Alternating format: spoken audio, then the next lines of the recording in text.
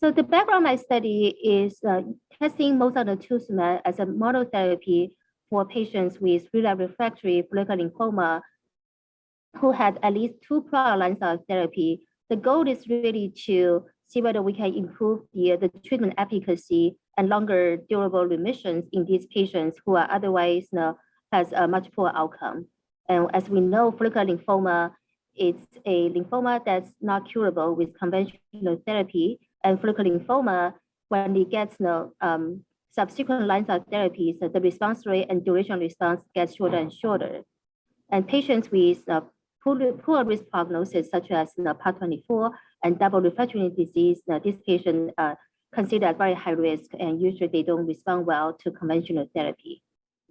So this study is a phase 2 pivotal trial testing mosunetuzumab, which is a bispecific antibody using T cells through a CD3 engagement. So basically, it involves and engage T cells, redirect them to eliminate CD20 positive malignant B cells. The key finding of the study is the study actually met its primary endpoint, meaning that the overall response rate is 80%. The complete response rate is 60%, which is significantly higher than the historical control of 14% complete response rate. So that's the key finding. Other important findings of the studies are patients that when getting mosunetuzumab treatment, it's a fixed duration treatment, meaning patients, they are in the complete remission, they will complete 8 cycles of treatment. If they are not in remission with partial response or stable disease, they will complete a total 17 cycles of treatment. So there's an endpoint.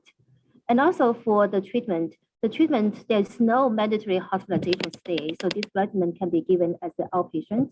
And the side effect profile of using mosunetuzumab monotherapy in these patient populations have seemed to be very manageable. The side effect is very manageable.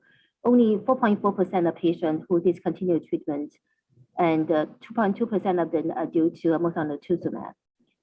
Most of the cytokine release syndrome occur in cycle 1, and most of them are low grade. Only 1 patient had grade 3, 1 patient grade 4, and most of them confined in cycle 1, and all events actually resolved.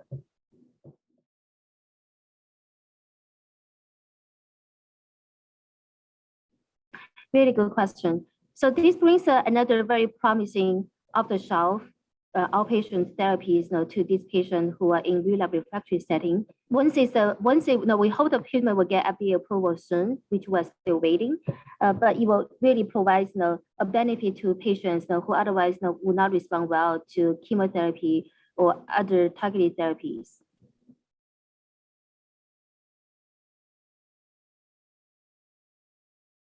CAR T-cell therapy is also for patients with follicular lymphoma in relapsed refractory setting. I think both of these treatments can complement each other pretty well. There are some distinct features of using mosunetuzumab, which is readily available because it's off the shelf, and it's a fixed duration of treatment and can be given in the outpatient setting.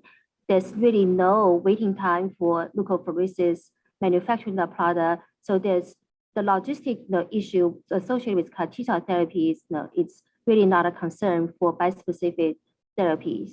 And follicular lymphoma patients, the trend is going towards more chemo-free therapy.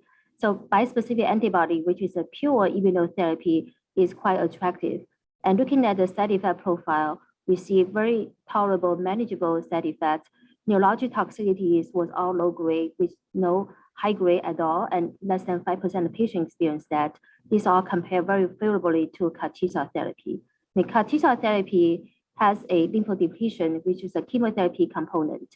So it's a chemotherapy plus immunotherapy. Although CAR T-cell therapies are quite powerful, as we know that with very high response rate, and duration of response is also quite long, which I think that for certain patient populations, they could benefit from both CAR T-cells and bispecific antibody treatment.